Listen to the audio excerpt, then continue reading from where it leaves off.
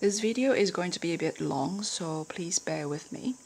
This is a part 2 of a 2-part video about spiritual tool, emotional conditioning, and muscle memories.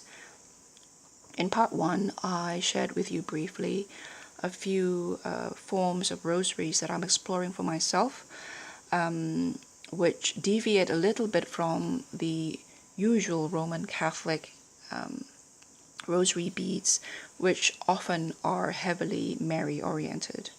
And so namely, I have shared with you my Paternoster St. Benedict rosary here, which is a form of rosary that I've never really known existed before until recently. So this is to recite the Our Fathers with this. In this particular instance, there are 150 beads, following the tradition of, I think, what they call the Divine Office. I can never remember the name, but who used to or still do recite 150 psalms every day. And so back in the day, apparently, the mainly illiterate populace who wanted to follow the example of the Divine Office only managed to recite Our Father 150 times because they would have grown up being taught to memorize Our Father. So that's that.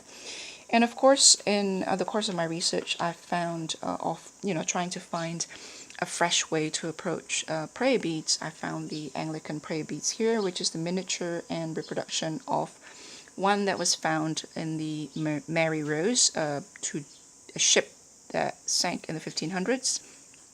It originated in Tudor, England, and that's an Anglican one. Of course, Henry VIII in the 1500s is the first person to split from Rome and decided that he was going to take care of his own churches. Thank you very much.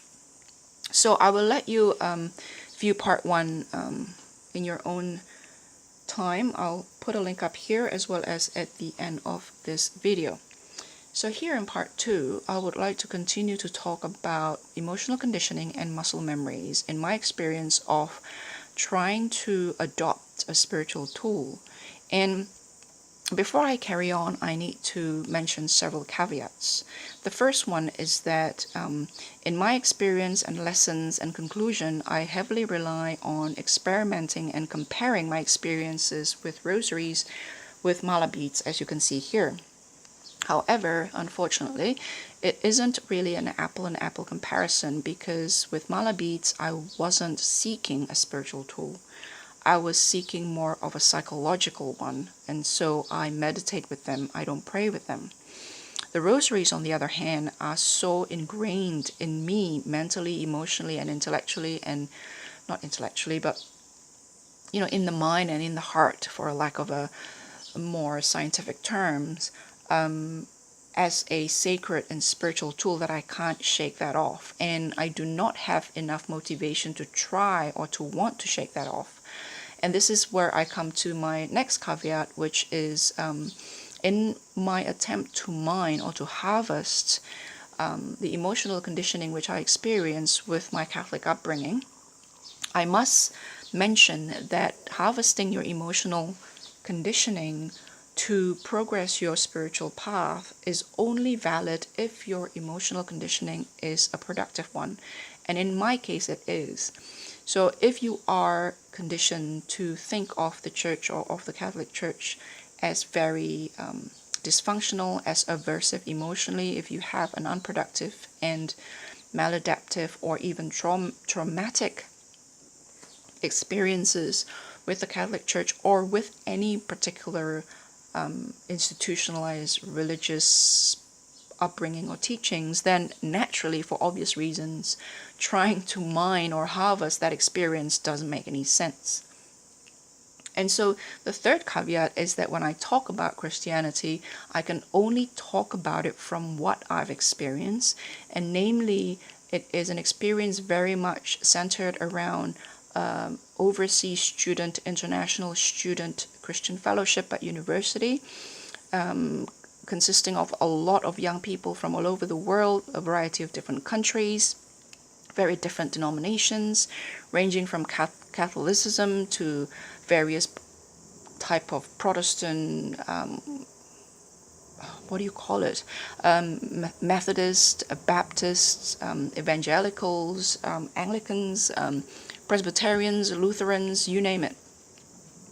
The Catholics, in the end of it, kind of split and form their own society because of how different sometimes, and how, theologically, there's a bigger gap perhaps between the Catholics, or when I say Catholics, I meant the Roman Catholics, between them and the more Protestant spectrum of the faith. But that's a topic for a different video.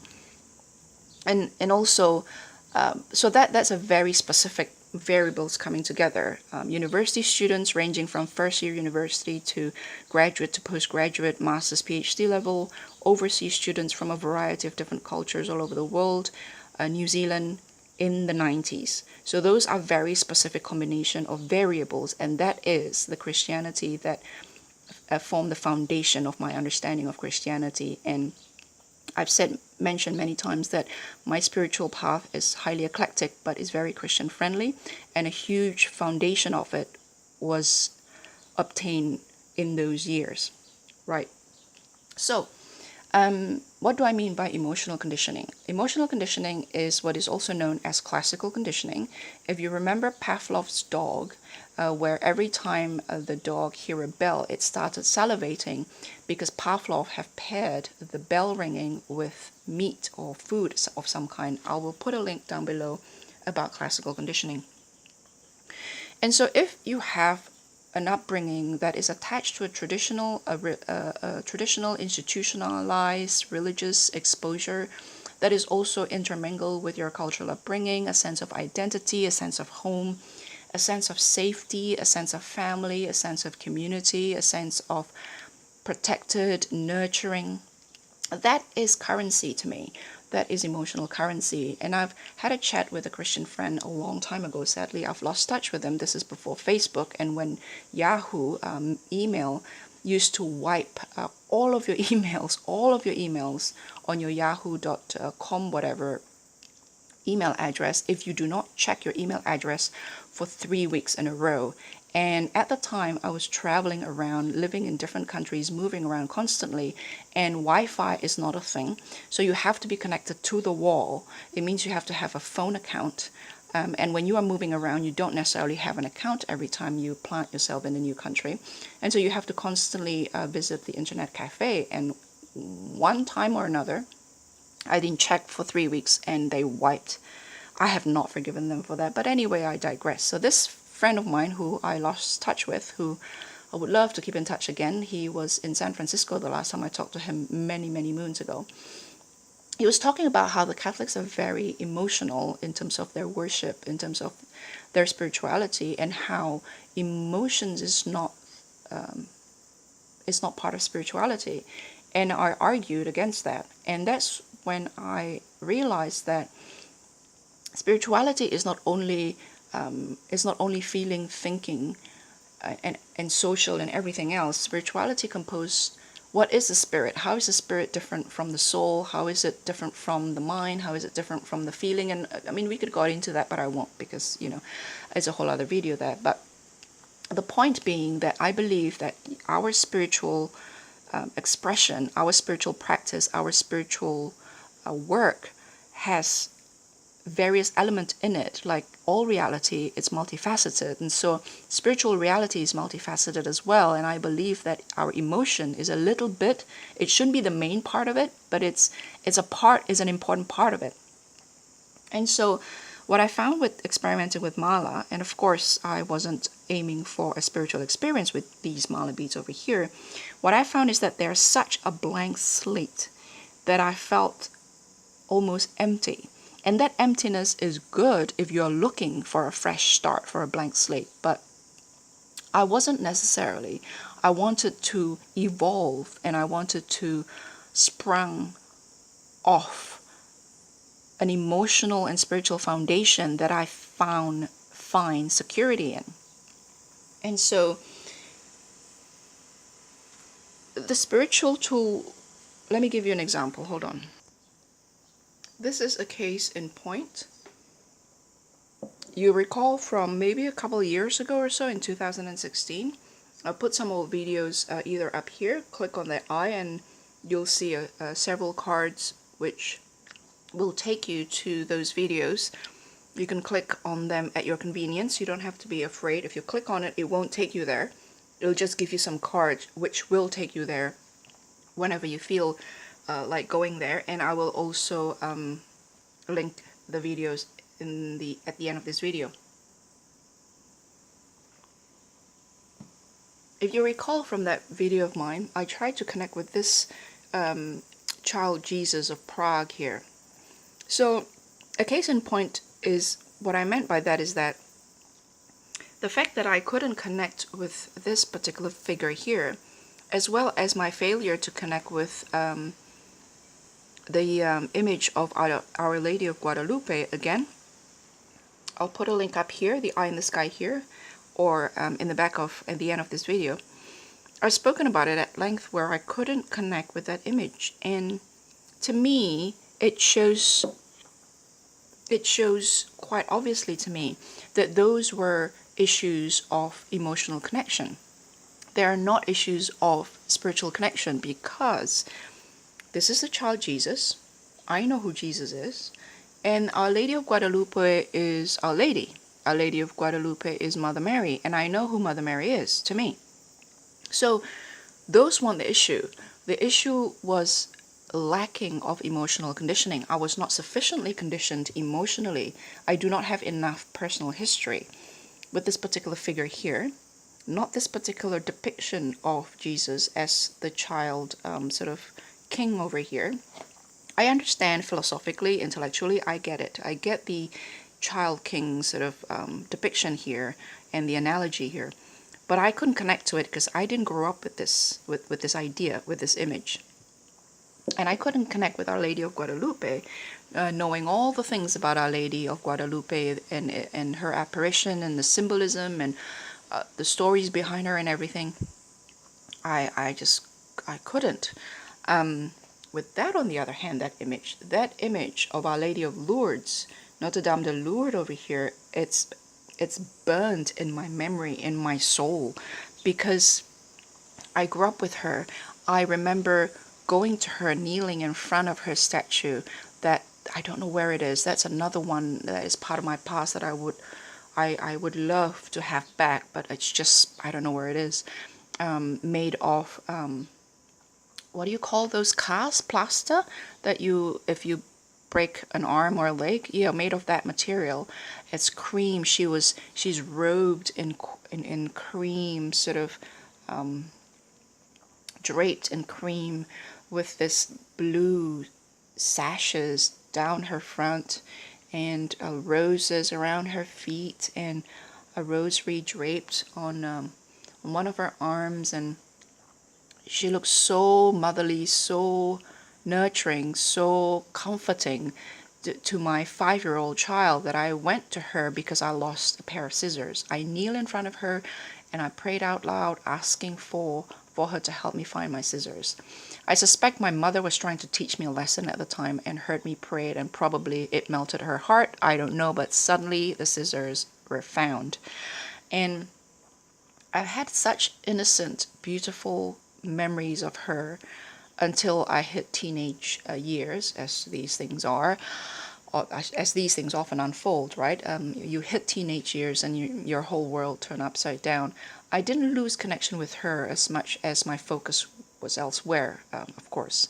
And so that's a case in point in terms of this, and the stories that I shared with you just now with Mother Mary over here, this particular one, the Our Lady of Lourdes over here. That's that kind of emotional energy, it's a currency to channel yourself towards something a bit more spiritual. And that is something that I don't have with mala beads. And another example is when I tried to pray with the Pater Noster bead here, right? So Our Father, 150 times. Guess what happened? What happened was that every time I said Our Father, the next time I said something, it would be Ave Maria, Hail Mary. I keep slipping into Hail Mary because And this is where muscle memory come into the picture. If I understand the term muscle memory correctly, I hope I have. So for example, here I can't say Hail Mary in English. So let me give you an example in how I say it. That's another example of muscle memory. I couldn't say Hail Mary in any other language than Indonesian, and I don't actually remember. I tried to remember before making this video, when did I first learn to remember Hail Mary and Our Father, and I can't for the life of me remember. It is a bit like being asked, when did you first learn how to speak your native language? When did I first learn how to speak? I haven't got a clue. For as long as I lived, I remember speaking. For as long as I lived, I remember knowing how to say Hail Mary and Our Father, and I can't remember when. Who taught me? When did I learn? I can't. And this is how ingrained it is. And so let me give you an example. For example, this is Hail Mary, right? Ave Maria, all these 10. And that's Our Father over here. So, Salam Maria, penuh rahmat Tuhan sertamu, terpujilah engkau di antara wanita dan terpujilah buah tubuhmu Yesus. Santa Maria Bunda Allah, doakanlah kami yang berdosa ini sekarang dan waktu kami mati. Amin. Santa Maria Bunda Allah. So you carry on. So let's say we start from Our Father. Bapa kami yang ada di surga, dimuliakanlah namamu, datanglah kerajaanmu, jadilah kehendakmu di atas bumi seperti di dalam surga. Berjaya kami di surga ini sekarang dan waktu kami mati. Amin. Salam Maria. So every time you say Bapa kami yang ada di surga, and then the next is always Hail Mary. Salam Maria, penuh rahmat. And so when I try to do this here, I say, Bapa kami yang ada di surga, dimuliakanlah namamu, datanglah kerajaanmu, jadilah kehendakmu di atas bumi seperti dalam surga. Berilah kami rezeki pada hari ini dan ampunilah kesalahan kami seperti kami pun mengampuni yang bersalah kepada kami. Dan janganlah masukkan kami ke dalam percobaan, tetapi bebaskanlah kami dari jahat. Amin. So I always want to say, Salam Maria, penuh rahmat Tuhan sertamu, terpujilah engkau di antara wanita. I always want to get into that, and I couldn't. Every time, every step, and you can imagine there's 150 of them here. Every time I have to stop and remind myself, Bapa kami yang ada di surga, dimuliakanlah namamu, datanglah kerajaanmu, jadilah kehendakmu di atas bumi seperti dalam surga. Berilah kami rezeki pada hari ini dan ampunilah kesalahan kami seperti kami pun mengampunilah kesalahan pada kami, dan jangan masukkan kami ke tapi bebaskanlah kami dari jahat. Amin. Bapa kami yang ada di surga. And every time it's so much more deliberate. I'm mumbling there a little bit, sorry, because I'm trying to rush this video.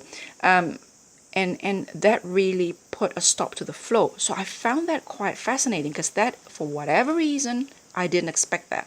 So that's the muscle memory part. And the other thing about muscle memory is that when I do Ave Maria in Indonesian, and I go, Salam Maria, penuh rahmat Tuhan sertamu, terpujilah engkau di antara wanita dan terpujilah buah tubuhmu Yesus. Santa Maria Bunda Allah, doakanlah kami yang berdosa ini sekarang dan waktu kami mati. Amin. Santa Maria, penuh rahmat Tuhan sertamu, terpujilah engkau di antara wanita dan terpujilah buah tubuhmu Yesus. Santa Maria Bunda Allah, doakanlah kami yang berdosa ini sekarang waktu kami mati. Amin. Santa Maria, penuh rahmat. And the first part of Hail Mary is addressed to her, and then the second part of Hail Mary, if you remember, is please pray for us, pray for us. So I found myself doing that sort of thing with my hand, like, Hail Mary, whatever you are, the whatever, and then please pray for us at the time about that kind of you hello, and pray for me, hello, pray for me. And as I do that, I would go into a state of mind that is almost like a trance. I would go into this where I glide in my mind, and the Hail Mary, the words, everything doesn't even register in my mind anymore. And I would just glide like I am in a different world.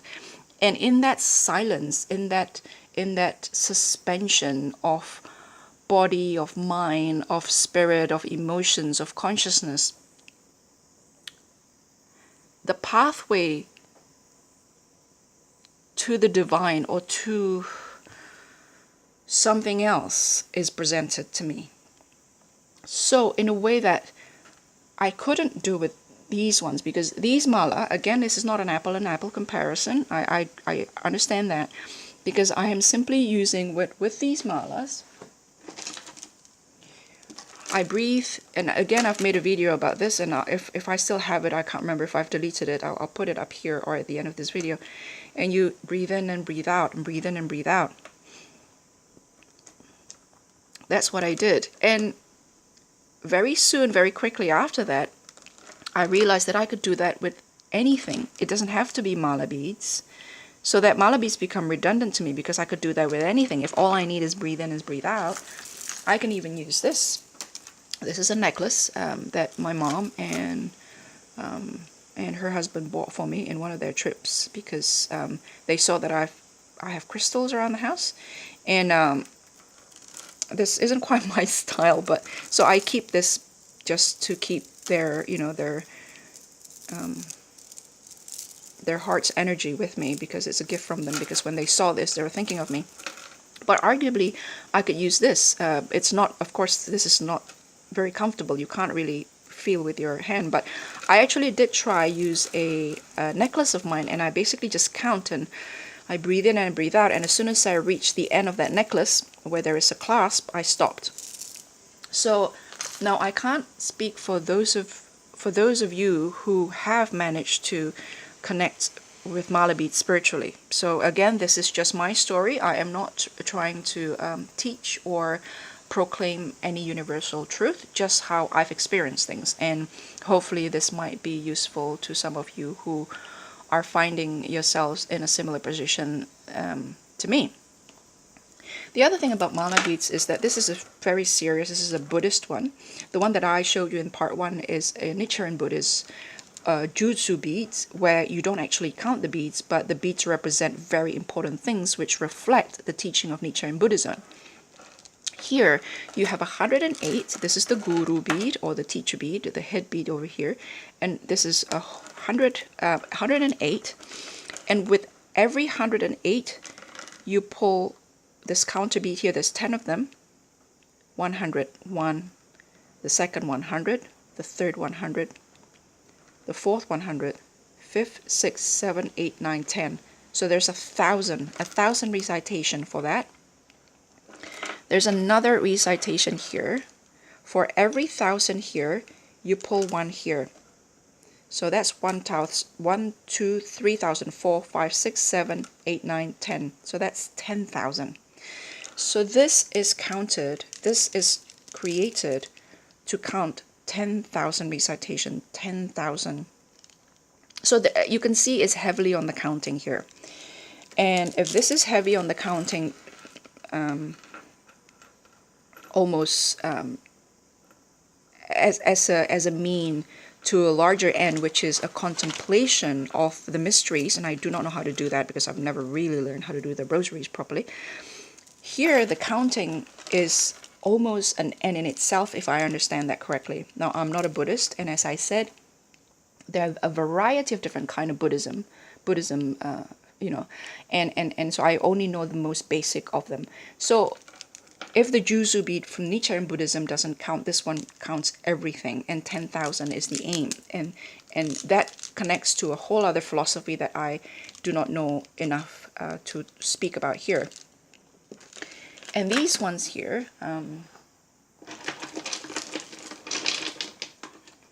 it's probably a more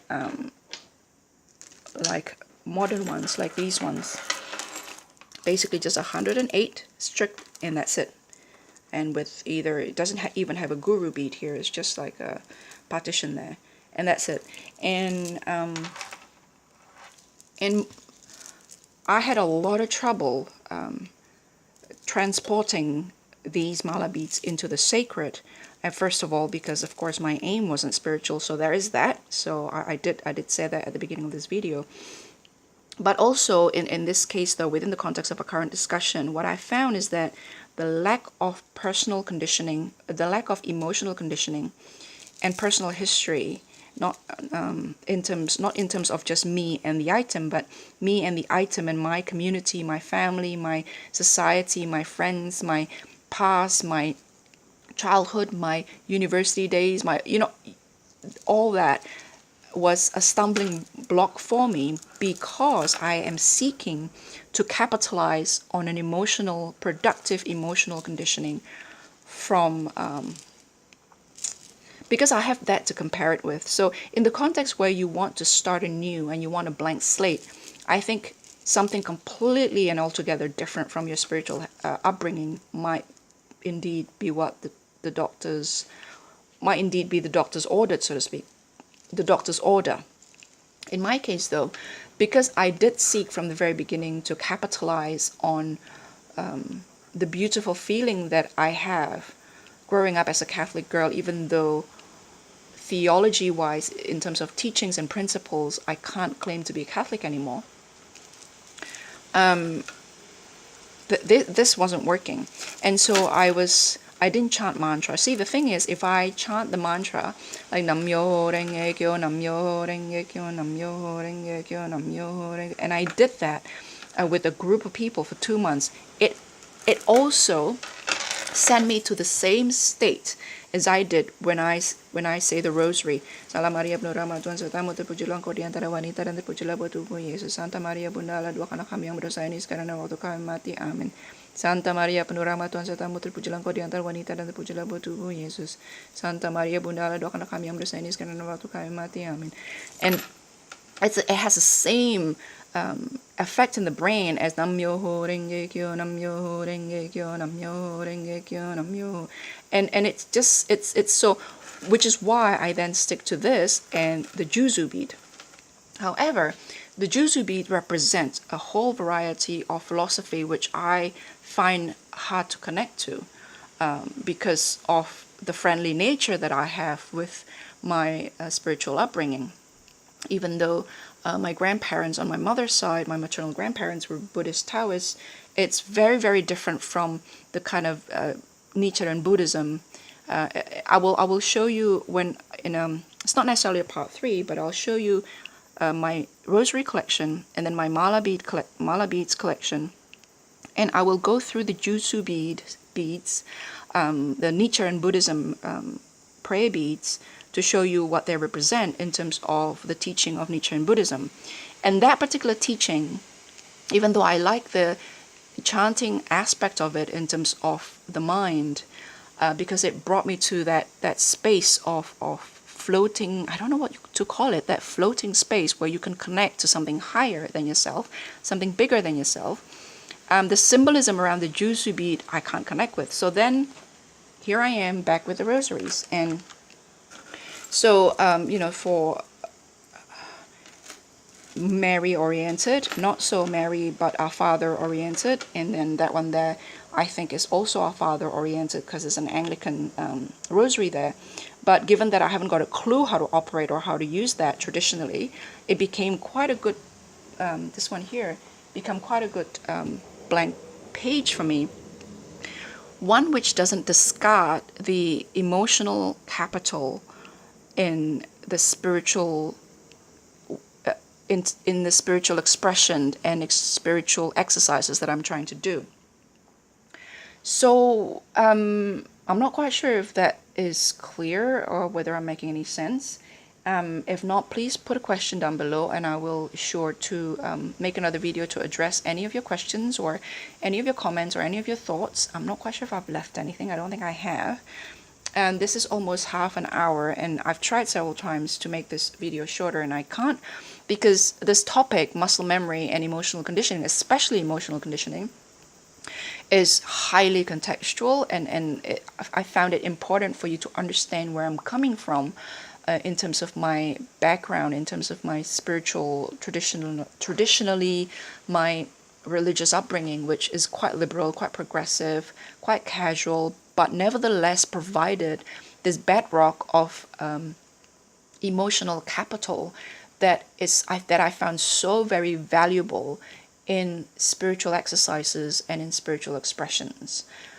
So I will talk to you either in the comment section below or in the next video showing you this mala bead and what I understand so far of them, my rosary collection maybe, and perhaps in response to any of your questions or comments. Talk to you then. Bye.